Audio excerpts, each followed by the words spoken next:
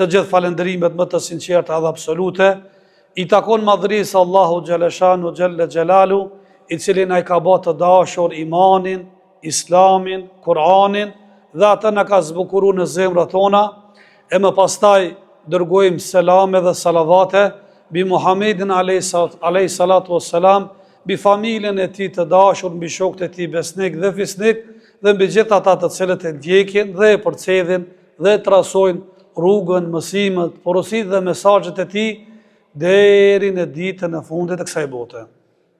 Të nderuar ju të pranishëm edhe në xhami, njeriu si strukturë është i ndërtuar prej dy komponenteve apo dy elementeve, asaj shpirtërore dhe asaj trupore.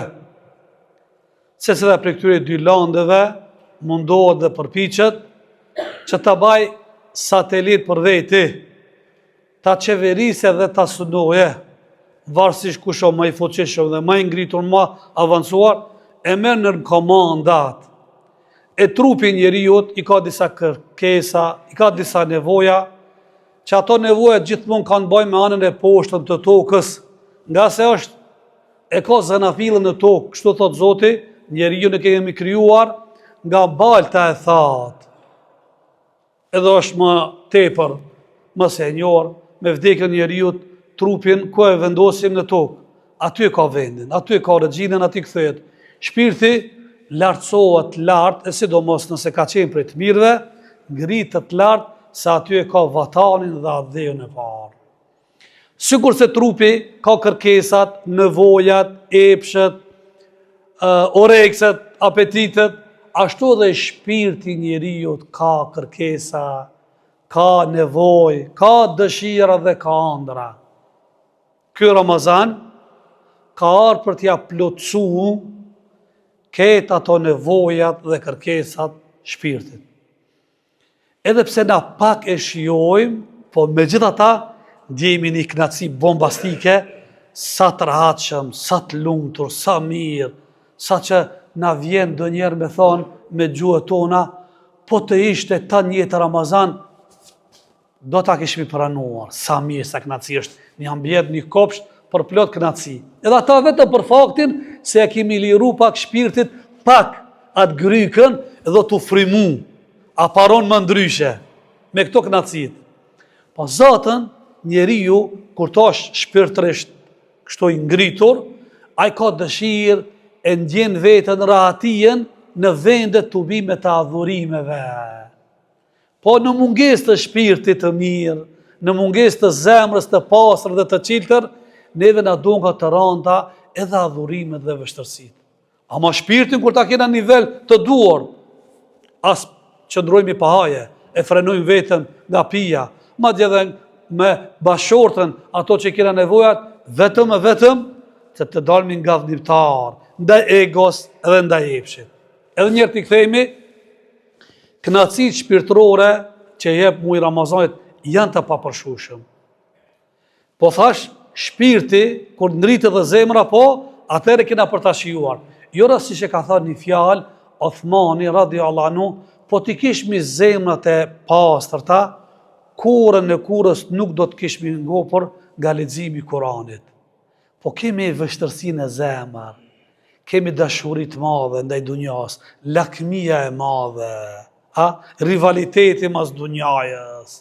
Lloj kemi planifikime për diçka që është kaluese, kjo e pengon. Kjo nuk i jep atë hapësirën, atë komoditetin që me ndjek kënaqësi. E i dërguar Allahut, ku e ndjek kënaqësinë më të madhe? Në adhurime. I thoshte Bilalit muezinit, o Bilal, thirr ezanin të rahatohem dhe të kënaqem. Tek na, hajde thirrë më shpejt rahatohemi. Po nëjna kështu dëshmitar vet, ja, nëse ndodh dhe një imam, po ta zgat pak një dos të vogël të adhurimit namazit, çorudit, bisede madhe, po, për shembull ne kemi problem, ja, tash jemi aktual në namazin e taravive, në shpejtësinë më të madhe. Madje krenohet ka për xhamateve, unë shkoj te kaj se ai nxjerr për 40 minuta. Si për 40 minuta? Kjo adisi bi kjo.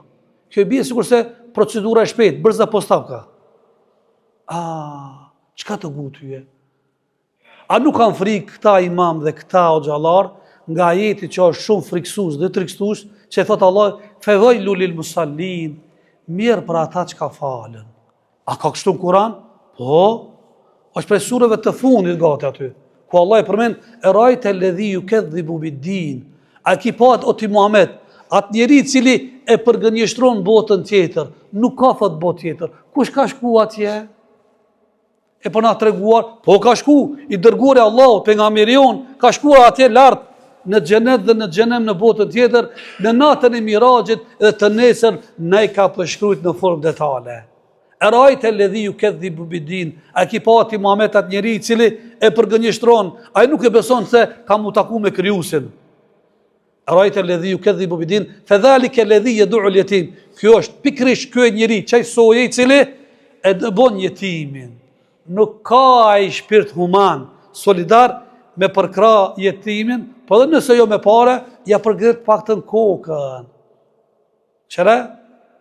Ola yahudda ta'am al-miskin, as që mundohet, as nuk nxit, as nuk stimulon, as familjen, as antarët, as shok, që për të ndihmuar kanë miskinin, të ngratin hallexhiun i cili nuk ka për të ngopë.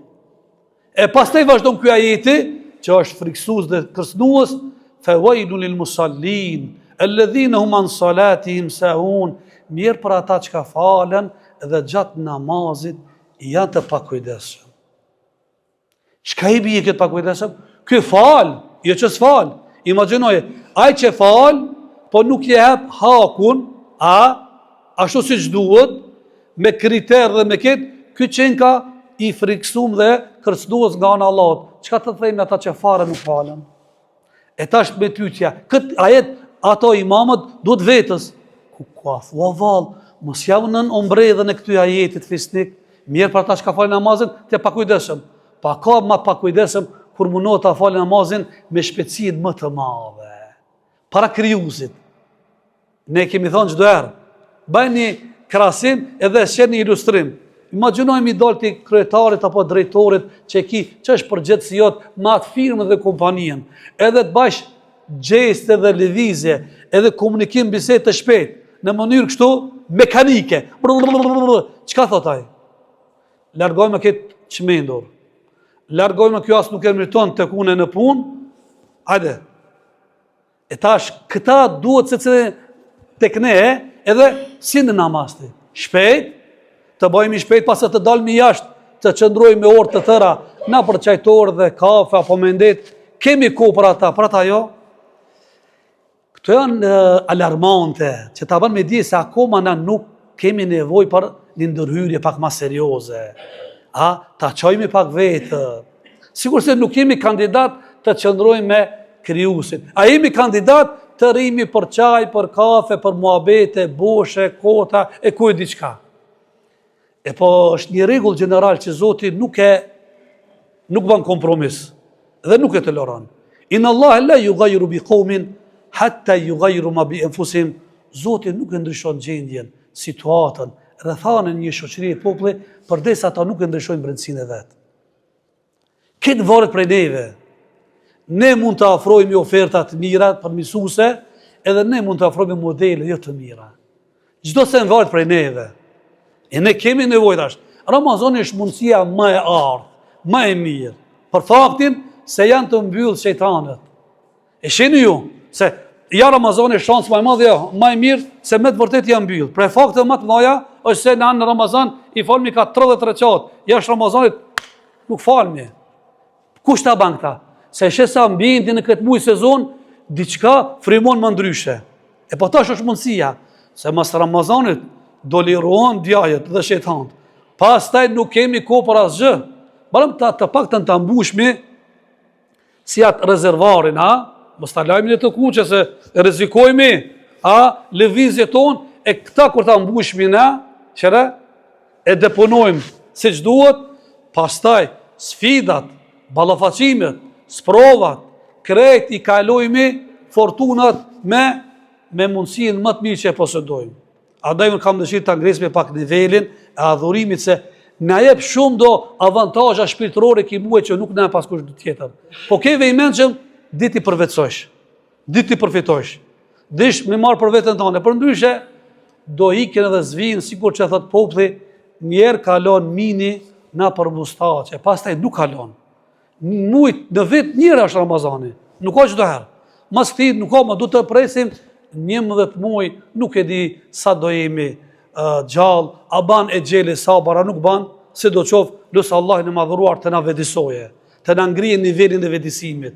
Shumë kemi nevoj për shpirt të vlezër, se për haje, për hanën trupore, jemi të ngopër, nuk ka sen që na nuk konsumojmë. Çdo sen që ka na kanët, ne hajmi, pimi, dëfrejmi, mos të bajmi, sikur sa ata një palë njerë që i ka përshkruajtur Zoti në Kur'an, ata pikë synimin, qëllimin kryesor, vetëm për me ngopë këtë stomakun. Ne du ta ngopim këtë pjesën tjetër që është një pllëm dallimi mes kësaj dhe kësaj, zemrën dhe shpirtin. Kush janë këto që ka ngopim vetëm barkun? Walladhina kafaru yatamatta'una wa ya'kuluna kama ta'kulu an'am wan naru mathwa lahum. Ata që nuk besojnë, mosbesimtarët, ata dëfrejnë dhe kënaqen dhe hajnë dhe konsumojnë, sikur se dëfrejnë dhe kënaqen bakëtit dhe kafshat, mirë po vendbanimi i tyre është zjarmi. Zoti na ruaj. Allahu na fal gjunat me di dhe pa dije, Zoti na ka plof me rahmetin e tij, Zoti e largofti dhërimin në mesën tonë, Zoti na bashkoft në kënaqësitë e tij, në xhenetet e tij, edhe mundohemi maksimalisht ditët që na kanë mbetë në vijim të japmi maksimumin që të dalmi faqebar, ndërsa lutja jonë e fundit është e quli qauli hadha wa astaghfirullahi wa lakum fastaghfiru innahu huwal ghafurur rahim.